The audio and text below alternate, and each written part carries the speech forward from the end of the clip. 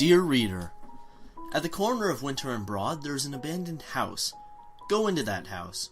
The front door is closed, but unlocked. Nobody lives inside, not even homeless people would dare stay in a place like that for more than a night. When you go in, you will hear the whispers. Don't listen to what they have to say, because they have more than just a way with words. They say things that your heart dreads, things like, I can see you. I can hear your thoughts in my mind. I'm going to use your secrets to ruin your life. The longer you stay here, the more I know. It might not seem compelling now. I mean, why listen to some cocky little disembodied voices, right?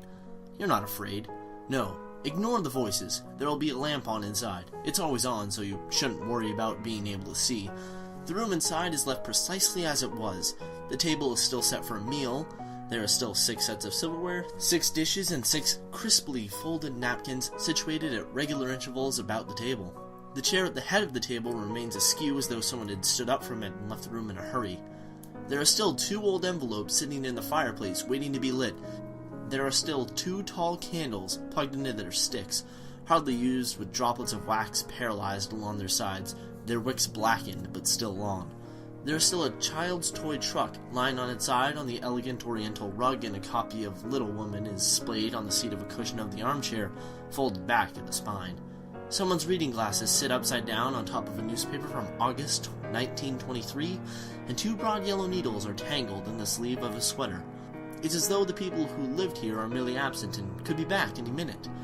You might not think so if you were to enter the kitchen, which I would not advise, but still, you're not afraid, right?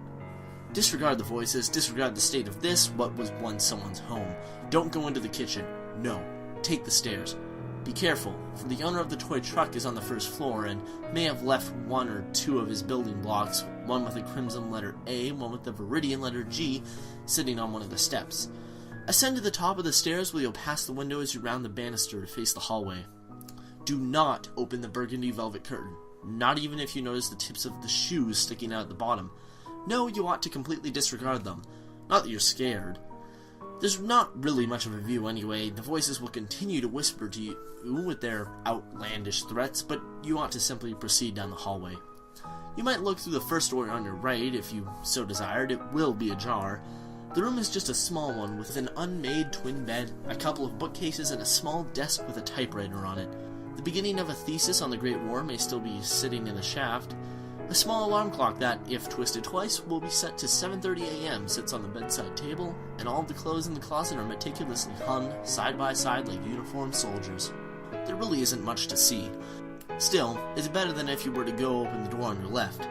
The one with the broad wooden letters nailed to the door reading Sam. Nor would I suggest that as you take a step or 2 down the hallway that you open the door on your right with its own wooden letters, these delicate and italicized reading Beth. The door across from Beth's room is the bathroom, which you might use if you absolutely couldn't repress your bladder for any longer, and you don't mind doing your business as voices whisper absurdities into your ears. Just don't pull aside the shower curtain and peer into the claw-footed tub. Not that you're afraid. It's best if you could just continue forward. You could glance into the last door on the left of the hall, but all you'd find there is a king-sized 4-poster and a vintage vanity mirror with some pearls strewn across the floor. Just don't look in the closet. Not that you're afraid. And neither are you afraid of opening the last door on the right. It's just better if you didn't. You just wouldn't want to see what was sitting in the rocking chair on the far side of the room between an ironing board and another 4-poster. It's best that you don't look. And still the voices will whisper to you such peculiar things, but since I know you aren't afraid, I know you will continue on to the door at the very end of the hallway, the black one. Open this door and the whispering voices will be hushed. Through the door you shall be greeted by a wall of shadow. The voices have been silenced to make way for the deep chuckling you'll hear from within the room. However, I promise you this is just to deter you. But I know you will not be disheartened because you're not afraid. You will courageously step forth into the darkness without hesitation. The shaft of light from the hallway will offer you very little breadth of vision, but still you will step onto the first stair, then the second, and the third. With each progressive step, the chuckle will become more and more audible. At first it will seem to be coming from the top of the stairs, but once you reach it, it will sound as if it is before you. Still, I know you are without fear. You will disregard this voice as you did all the voices before. The owner of this chuckling will always sound as if he is just before you, but truthfully, he is as ethereal as the other voices in the house. At times the voice will be distant, as though he's pacing about the room. At times he will be so close that if it weren't for the fact that you know your own voice, you might think that you were the chuckler yourself. But still, you're not afraid. Simply ignore the voice. Even as your hands grope through the darkness against the burrows and boxes, old furniture and toys, you will diligently proceed. At some point, your hands may find the waist of a dress form, once owned by the lady of the house. If you follow its delicate shape to the left shoulder, you may find a small chain hanging from just above it. Do not pull this chain. It turns on the light. If you do so, the chuckling voice will not remain disembodied, and you don't want to meet the owner. Not that you're afraid. You must carry on through the darkness as you search for the leaden box. You will know it by its earthly metal chill on your skin.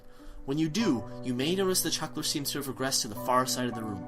You must open this box, for inside you will find the key, and as soon as you have it, you may leave the attic. The chuckler will rush up behind you, laughing hysterically, and you must escape the attic before you feel his hands upon you. Do not hesitate to slam the door behind you, and use the latch below the doorknob to lock the chuckler inside. When you turn around, you'll see that all the doors that were closed now are open, and the shoes below the curtain have disappeared. You've awoken the family, and they're rousing from their beds in each of the 6 rooms you passed. You must be swift. Close each of the doors as fast as you can, including the first one you saw, locking them as you did the attic. They will pound and kick against the wood of the doors from the inside, but they can't break through. If you accomplish this in time, you've done well. And I know you can do it, because you are not afraid. Now, you have the key. The dearly departed have been locked in their rooms, and you may proceed downstairs once more. The whispering voices will have returned, but they'll be even more adamant than before. They'll hiss at you furiously, abandoning their threats and choosing to insult you profanely instead. But you must still ignore them. You've come so far because you aren't afraid, and you are not afraid now. When you return downstairs, you ought to go into the kitchen. There's nothing to be found there now. You've locked her upstairs in her room. On the far side, you'll see a door, identical to the one to which you discovered the attic. Through it, you shall discover stairs going downward. The light switch shall be to your left, and you may turn it on because there isn't a chuckler in the cellar. Enter and close the door behind you. You must follow the stairs down and cross to the far side of the room. There isn't much in the cellar. Some shovels, a rake, and other gardening tools mostly. The floor is even earthen, and there's a bulkhead leading out. This is your exit, but it is an old one, and the door will not easily be opened. You'll hear banging continue from upstairs, but still, you're not afraid. At the far end of the basement opposite to the entrance, there is an apparently blank wall, but you will find a loose brick at eye level for someone who's about 5'9". Take it out and you should be able to pull more out afterward. When you've pulled enough of them away, you'll find the hatch. The hatch may be opened with a key. However, by the time you've found the hatch, I imagine the family will have found their way out of their rooms. But still, you're not afraid. The sound of footsteps may sound through the house as the family comes in search of you. There are limited places you could be, so you'd better move fast. Open the hatch with the key, and inside you will find the safe. The combination is the date of the newspaper that was in the living room upstairs. You must turn the dial even as it becomes apparent that the family has discovered where you are. They'll bang on the door to the basement, and it will only hold for so long. Still, I know, you won't be afraid. Once you've opened the safe, you'll find the briefcase. Don't bother to open the briefcase there, for the family will be on the brink of finding you. Even now, they might have broken through the door. Grab the briefcase and run to the bulkhead. Shift the locking bar to the side and use your strength because it will probably be rusted in place. Push with all of your might to get the bulkhead doors open and run out into the night. The family will likely be on your heels, but if you run with all your strength, they will not catch you. Run out through the surrounding buildings and lose them. Find somewhere to hide. Whatever you do, escape them and don't lose the briefcase. Even as Beth comes forth, the wound on her chest spilling blood out through her rosy dress, you won't be afraid. Aren't you glad you didn't open her door? Even as Sam waddles forward, his collapsed ribcage forcing stomach fluid to spill out of his mouth, you won't be afraid. Aren't you glad you passed by his door? Even as Mother rushes after you, the dent in her skull from the meat cleaver pulsing, you won't be afraid. Aren't you glad you didn't enter the kitchen? Even as Grandpa rushes after you, the glass sticking out from his torso forming a scarlet line around his waist, you won't be afraid. Aren't you glad you didn't part the curtain? Even as Uncle Jonathan comes after you, drenched in water with the slit in his throat swollen from age, you won't be afraid. Aren't you glad you didn't look in the bathtub?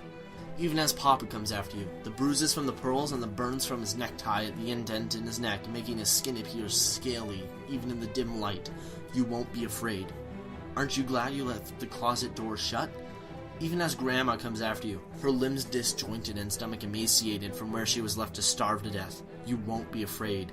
Aren't you glad you didn't go into the last bedroom? And even as the last man who tried to attempt what you will surely succeed in accomplishing rushes after you, his eyes sunken and his hair white, his ribs visible even through his tattered rags, still laughing as though he's heard the best joke in the world, only God knows if he died from fear or madness. You won't be afraid. This I know. You shall run away until they're far behind you, and then hide and wait for an hour. Once you're sure they're gone, you should find your way home. I know you can accomplish this, because you are not afraid. At home, you ought to open the briefcase.